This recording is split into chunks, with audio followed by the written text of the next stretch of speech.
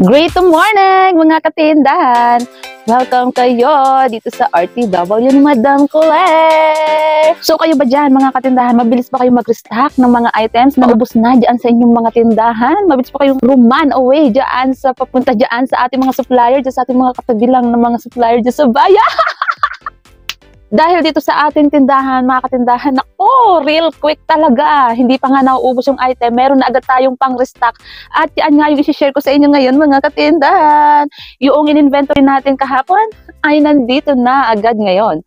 Bale, kahapon pa rin naman nandito na ito. Pero, syempre, ngayon ko palang maipapakita sa inyo, mga katindahan, para makita ninyo talaga yung mga galawan natin, mga malulupit na discard natin dito sa ating pagtitinda. Bali, dalawa nga pala mga katindahan itong ating paninda. So, sa side na to is yung mga pinamili natin sa ating supplier sa bayan doon sa isang tindahan lang. So, dapat kasi ay dalawang tindahan yung mapapamilhan. Kaya lang, hindi na mabit si Mr. Ko doon sa isang tindahan, sa Save More, yung isang department store kasi nga marami siyang nilakad sa bayan. So, ito lang muna yung kanyang napamili doon sa in-inventory natin kahapon. Kaya naman, itatagdag ko na sa inyo itong mga hindi ko pa napipresyuhan na mga items. Pero ito is mga bagong pamili lang din natin nung nakaraang araw. Yan. So, dahil nga meron pa naman akong stocks dito, nitong mga nandito, kaya andyan muna siya. Pero ipapakita ko rin ito sa inyo lahat. Let's go!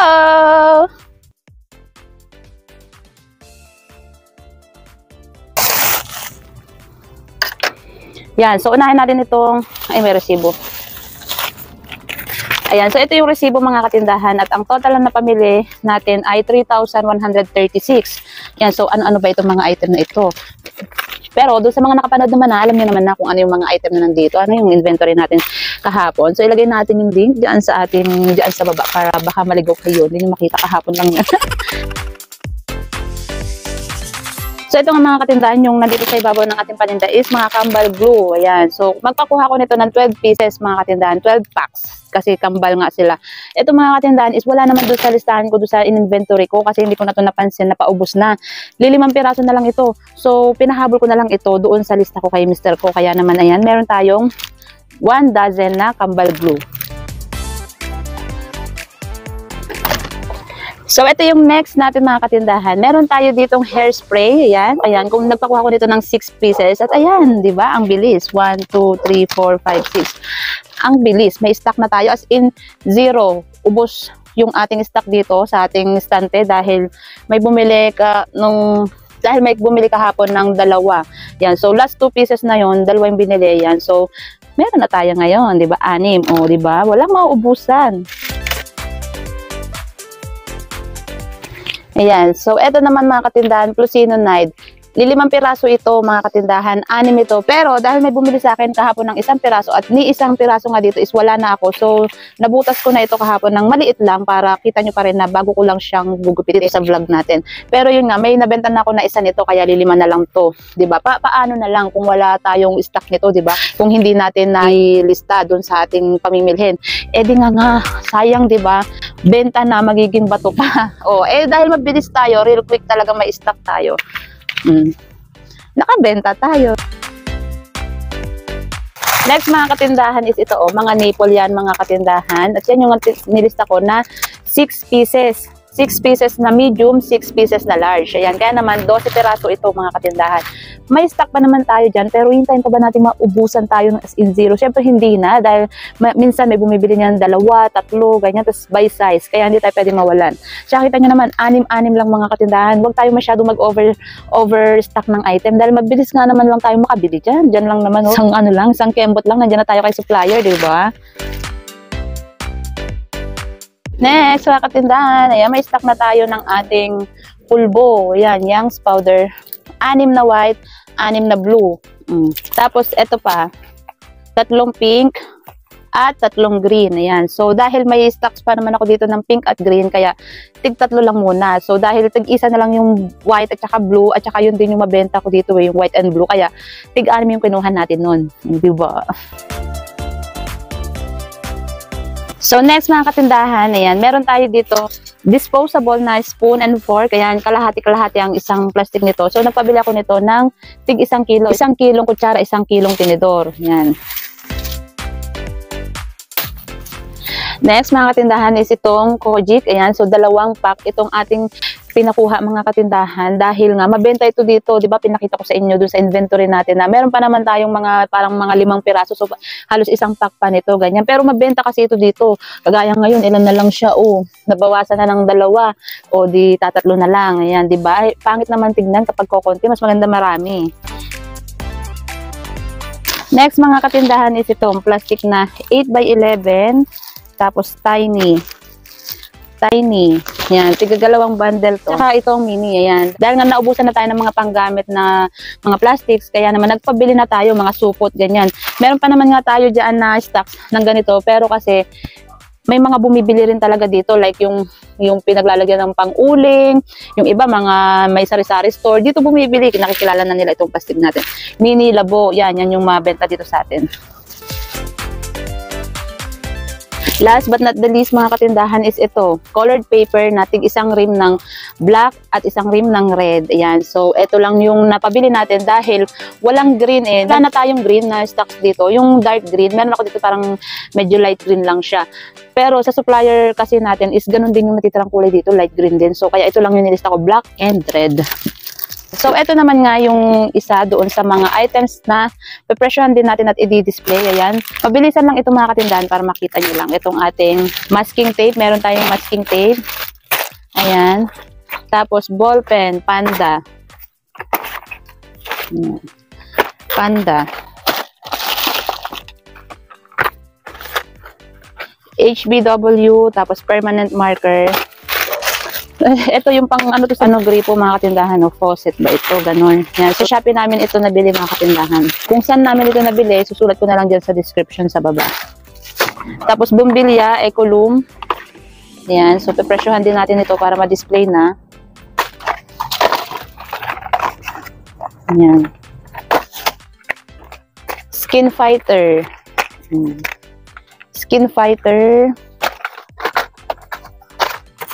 Ayan, flex stick na ball pen.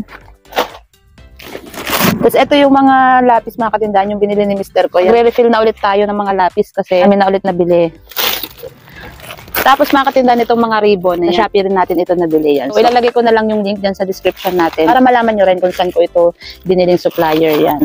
So ang next ko nga nagagawin mga katindahan is prepresyohan ko na yung mga item na yan. So hindi naman lahat yan ay kailangan presyohan, kagaya mga lapis, ballpen kasi tag 10 lang naman yung mga ballpen natin. Ang lapis is 12, ganyan. So yung mga importante lang na prepresyohan. Kaya ng mga tindahan, tara presyo na tayo, let's go para ang sunod natin is mag-display na tayo.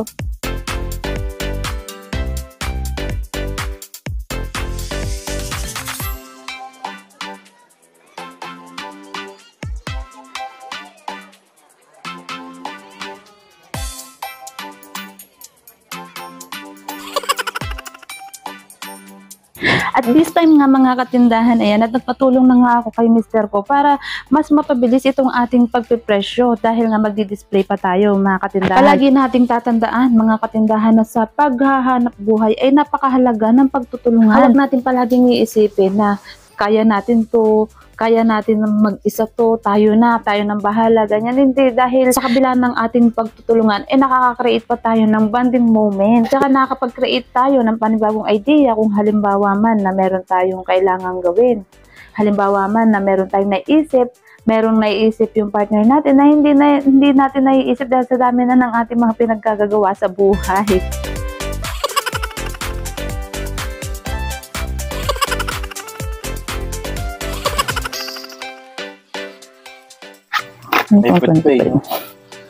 May pit na drawing. Yung ko nga. Dito ha, 30. Bagal mo mag-presyo di. Ang dalagang dalagin din. Tapos ko na agad dyan kung ako nag-presyo yun. Akin na yung 30.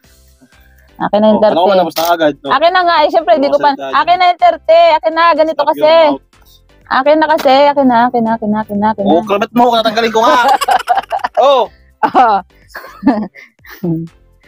Ang bagal mo. Nasaan na? Tapos na. Ay, ito pala. Hindi, iniisip ko kasi yung anong pepresyohan. Tagal mo naman magpresyo. So, ka mo, pa isa-isa ka. Tapos. Hindi, kunin mo nga yung ano na yun. Yan. Ang daming binilingan kanina. 15 pesos. Ay, 18 pesos. Sigagat lukada kulay. Parang bituin-bituin yung mata ko dun. Nakakita ng ano. Natapos na nga tayo magpresyo mga katindahan at nakapagwalis-walis na rin nung mga kalat-kalat yan sa baba natin mga katindahan nung tayo ay nagtanggal ng mga paninda. So eto na nga next natin na gagawin mga katindahan ay ang pagdi-display na nitong ating mga pinresyohan na paninda. Yan mga katindahan. So talagang kailangan mabilis tayo mga katindahan sa pag-aasikaso ng ating mga paninda para talagang tayo makakabenta, hindi tayo mawawalan ng benta, di ba? Dahil kapag kaya mga yun ay naka-display na mga katindahan, ulit-ulit ko sa inyo sasabihin na napaka-alwan para sa ating mga manininda. So si Mr. ko na nga yung pinagpa-display ko nitong ating mga item, mga katindahan, para hindi ako mangalay sa pagkakaupo at saka sa pagkayuko-yuko kapag ka nga naglalagay na nitong mga items natin.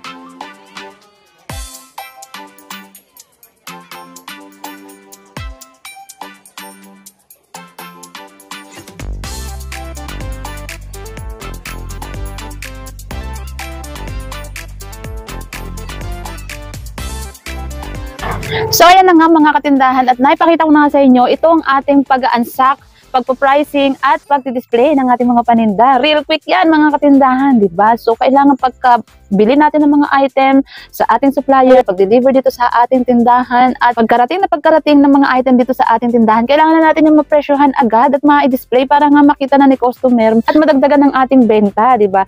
At isa pa dyan sa benefit na yan mga katindahan, tayo mismo hindi tayo mahihirapan na hanapin kung nasaan ba yung mga item na pinamili natin kasi nga naka-display na, di ba? Kasi yan mga katindahan sa mga nagiging cost of delay ng bentahan ng isang manininda. Kapag kayo, at nakapamili ka na nga, bilis mo nga mamili, hindi mo naman na-display. Kaya tuloy kapag may maghahanap, maraming tao sabay-sabay, wala na, hindi mo na maisipan pa na hanapin kung saan mo na ilagay. Hindi mo agad pinresyohan, hindi mo agad din-display dyan sa iyong tindahan. Di, ang tendency noon, hindi mo sila mabebenta. Ang masasabi mo na lang sa customer ay wala ka pang stocks, pero yung totoo naman is meron talaga, hindi mo lang agad din-display. O diba? Nako!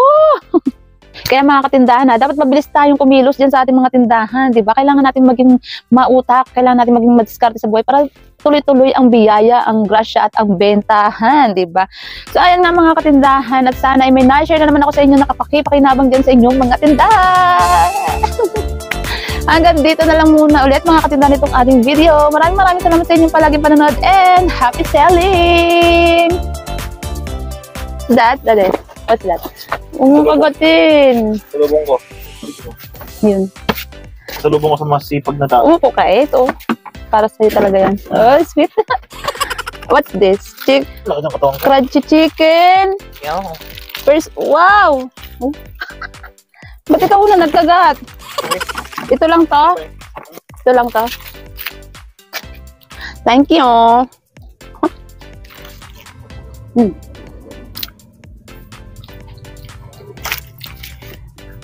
What can you say? Ha? What can you say? Sarap ang looks.